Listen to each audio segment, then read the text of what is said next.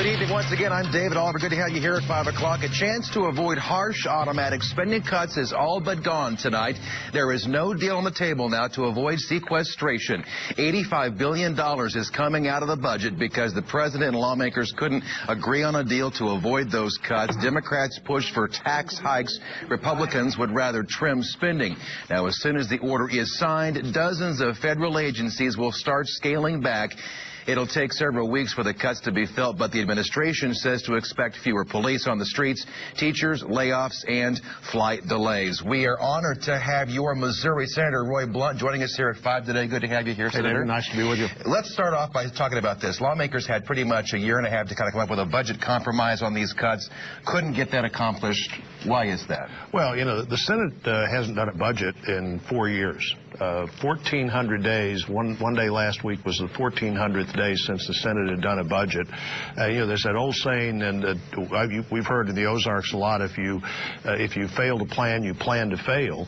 And the Senate just refused to plan, refused to have a budget, refused to obey the law. Now, we voted for a bill. Senator McCaskill and I both voted for it early this year that said this year if there's no budget, there's no pay. So we're going to have a budget.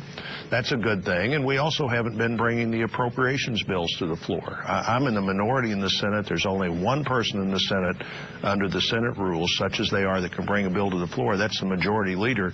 He had the appropriations bills out of the committee that I'm on. We voted on all the bills, stacked up on his desk somewhere, and not one of them ever came to the floor to be debated. I think maybe this sequestration forces us to get back to business as usual, get back to how you're supposed to do the people's business in the open for that year.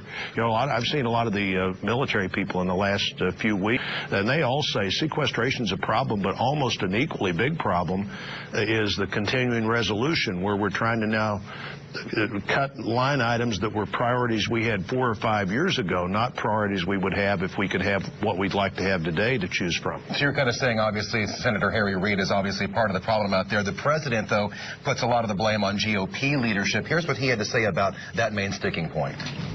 They've allowed these cuts to happen because they refuse to budge on closing a single wasteful loophole to help reduce the deficit.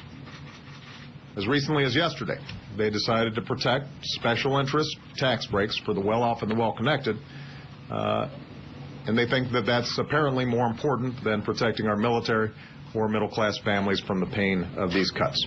Senator Blunt, your party calls that loophole a tax increase. How much are we actually talking about there, do you know? Well, I don't think we're talking about a lot with many of these so-called loopholes, but I'd be glad to look at that. In fact, in a revenue-neutral way, I'm very much an advocate of looking at the tax code, broadening the base, making it flatter and fair. Anything you can close in a loophole in the tax code that encourages job creation is the right thing to do. But we just added $65 billion of revenue to this year's revenue. The president's health care bill is going to add $1 trillion over 10 years. That's $1.65 trillion over the next 10. That's plenty of revenue. If we want a balanced approach, now let's find. Remember the Simpson-Bowles formula was either $3 or $4 of cuts for every dollar of revenue. So if you want to apply that, we now have $1.65 trillion of new revenue that we didn't have when the president became president.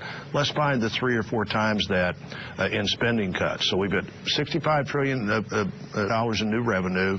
This year, that's going to be matched by 85 in cuts. Now, that's not anywhere near the 3-to-1 that Simpson-Bowles said would be the right formula, but that $85 billion, David, is going to occur.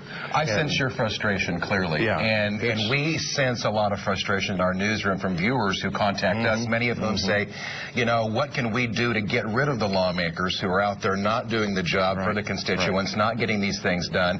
And some folks have asked us the question as well, why did they go on vacation last week? How do you respond? Well, the work in the district and in the state is an important part of the work. And clearly, not any more happened this week in Washington than happened last week in Washington. You've got to have people who are willing to reach a compromise. I've said over and over again, the compromise here is how to take the cuts. The compromise is not going to be more revenue or not taking these spending cuts. These spending cuts are 2.5% of federal spending. In the last 4 years, the 4 years the president's been president, federal spending's increased by 19%.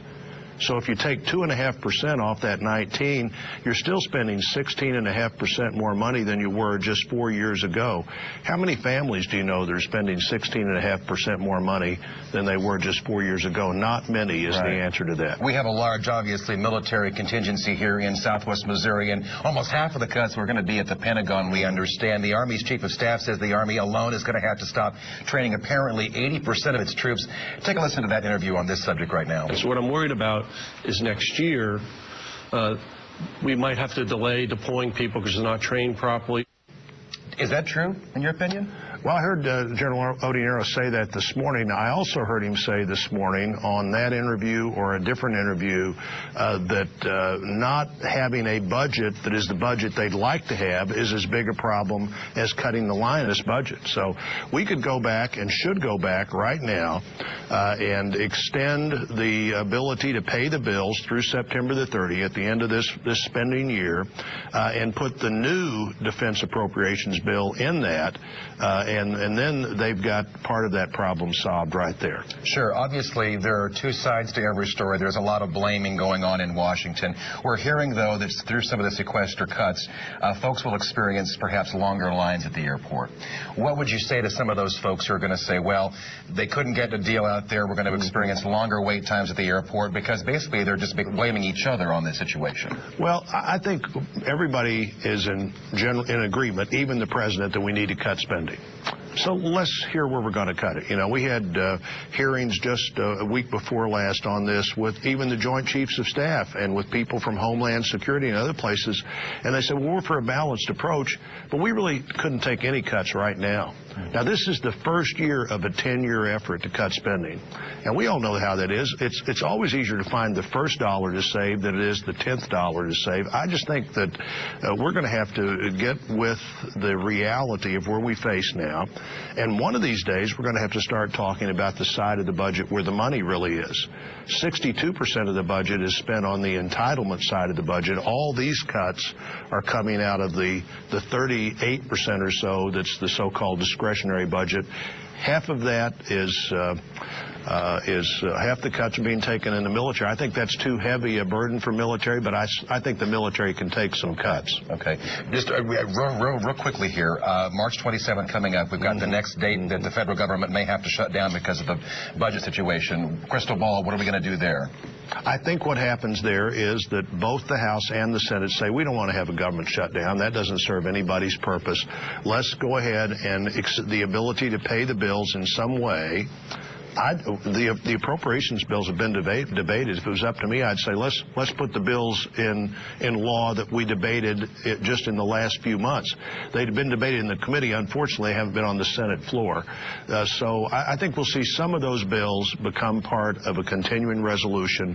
But then, more importantly, people should be watching what happens not on what we're facing next week, but the spending year that begins October 1. Okay. Let's get back to the regular way to do the business that people expect us to do. Let's have a budget for the first time in 4 years in the Senate, and let's debate these bills, and let's stay below the cap. If we stay below the cap, sequestration never happens again. Clearly, you have a lot of work to do out there, sounds like. So, but everybody knows what needs to be done, David. Okay. That's the bottom line, and everybody knows. Let's just do what people understand has to be done. Senator Roy Blunt, thanks. Good to have you back home. Thanks for joining us nice here at 5 o'clock. We appreciate it.